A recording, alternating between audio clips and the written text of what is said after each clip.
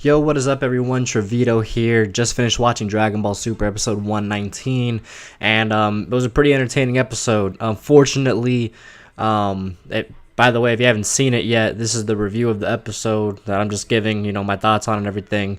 So I'm going to spoil the episode if you haven't seen it yet. But it sucked that Piccolo was eliminated. I love Piccolo. Piccolo, I know a lot of people love him. And it really sucks that he's not going to be continuing in the fight for Universe 7 survival. But overall, like, it was pretty neat how they gave Universe 4 fighters, specifically Damon and Gamisaras, their abilities. Shansa had his pretty cool ability too. But I'm disappointed, honestly, like, with how much they hyped these guys up. And they hyped these guys up so much. From the beginning of the tournament, where they were like, oh, there's two people we can't sense. The entire time, people were wondering, what in the world are they hiding? How strong are these guys going to be?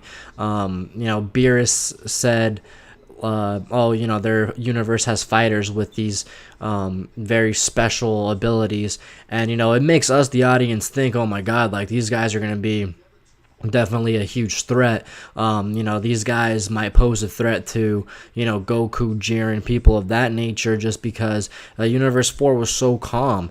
And, it wasn't even just like, our universe saying things like that. We had Hit, the Universe 6 assassin, like, he's well known in all the universes as the assassin. Even he was like, oh, I sense a disturbing presence. And, it really sucks that they hyped them up, for so long. Like over 20 episodes, they hyped these guys up. Universe 4 was even first mentioned as somebody, like, not to mess with in a way, when they try to recruit Frieza.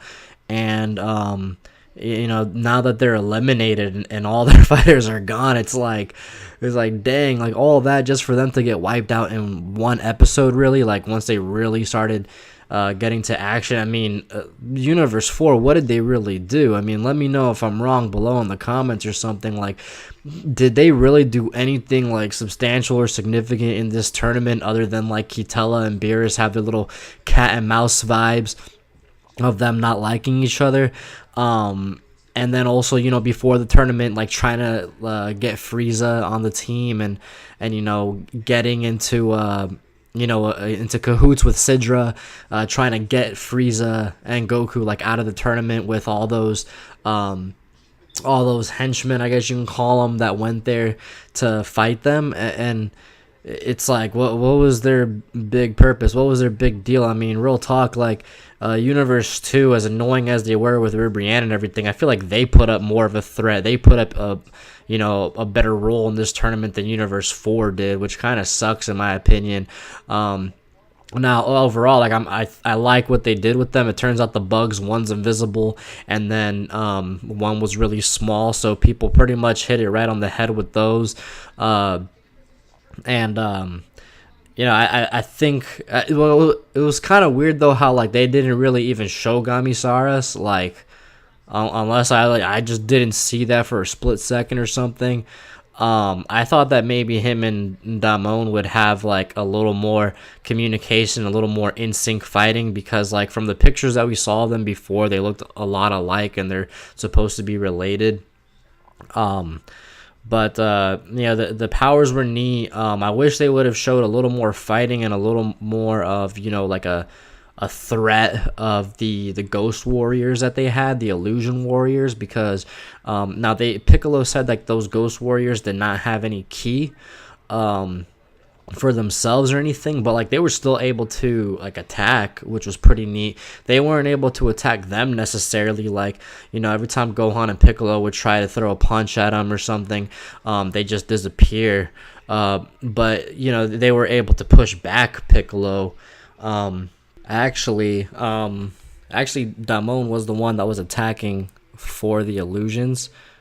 So it wasn't that the illusions were able to attack. Like, that was wrong that I just said. It was actually, the illusions were just there to distract while Damon was attacking. So either way, though, I think, like, that strategy should have been used way more and more effectively throughout the tournament, instead of it being, like so quickly one and done, in like a span of a few minutes in an episode. It had so much potential, and I think it was underused. But yeah, anyways, which I thought was neat, and I think it would have been kind of neat if like they got out another one of our characters or another character in general like that. But yeah, like that was another thing that was kind of overhyped too. It was like they figured it out in like 5 seconds, and then they spot Shansa, and they know that he's gonna be the source of everything. And Piccolo even said too, like, oh, like we're on a level where that stuff won't really work on us. And it's like, okay, well then why don't you guys just like my question is, why didn't the writers just put that in the beginning of the Tournament of Power? Like, why didn't you guys, like, if Sidra was knocked out because he was obviously pointless in the beginning, and why didn't you like knock out the guy that was in cahoots with him, because obviously like he didn't have that much of a role either. So it was kind of weird that they had hyped them up. Honestly, again, I'm gonna keep repeating that probably throughout this video, just because it was weird. Like, they really overhyped them, and I wish I would have been able to see more of it. But Android 17 shows his nature smarts. He figures out that it's a bug. He traps them in an orb, which I thought was pretty good. Like, it was smart, and knocks him out. How they knocked out Gamisaras, though, with the dust and everything and blowing up everything around him, I thought that that was pretty smart, too. And I love that they did a Dragon Ball throwback. Okay, they did a Dragon Ball throwback where Roshi mentions, oh, it's a guy, it's an invisible man, right? And then Beerus kind of says like, oh, like none of this invisible man stuff or whatever. But they fought an invisible man, because Roshi says, oh, like make his nose bleed again.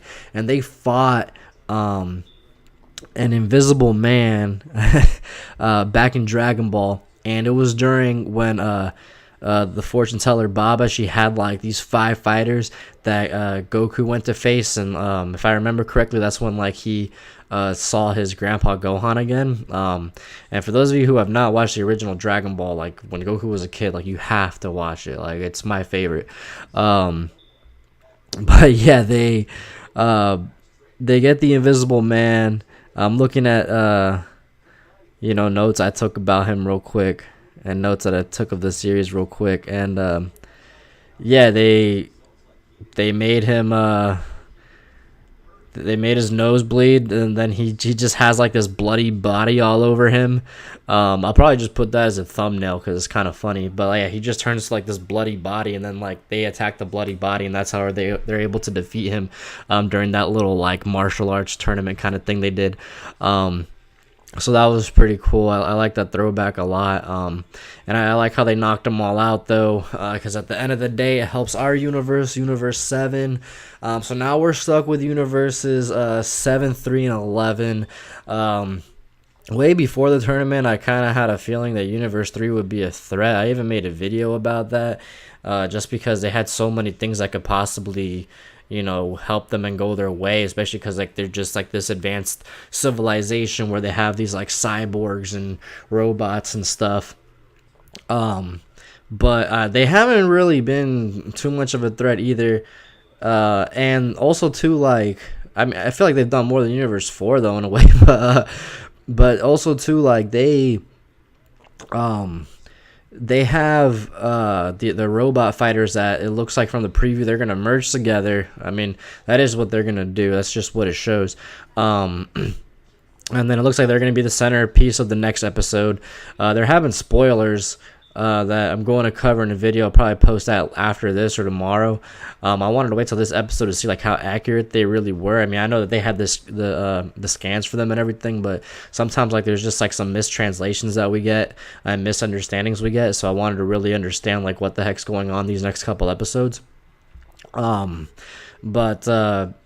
it looks like Gohan's going to be the centerpiece of next episode too. We see him powering up, so that's really cool. But yeah, RIP Universe 4, they're gone. Like I said, I wish they weren't so overhyped, because I feel like they were, and they could have done a lot more with those abilities that they had for sure. Next will be Universe 3. We'll see what they do with their big, monster robot. That should be pretty neat to see, like the giant robot fighting. And then it looks like that's going to be their last resort too. Well, yeah, the Tournament of Power only has 12 minutes left, so we're really getting to the end. 12 minutes left. What's it going to be? Looks like maybe just 12 episodes left in this tournament, probably, if it's still on pace, kind of like for like a minute and a half or whatever per episode at the rate it's been on. So man, a lot and not a lot can happen in those 12 episodes. I'm really curious to see how it's all going to end. I'll probably make a couple theory videos about that pretty soon. If you love Dragon Ball, agree with anything I had to say, like anything I had to say, and if you just want to talk about Dragon Ball and stuff like that, please subscribe, and I can't wait to talk to y'all about Dragon Ball next time.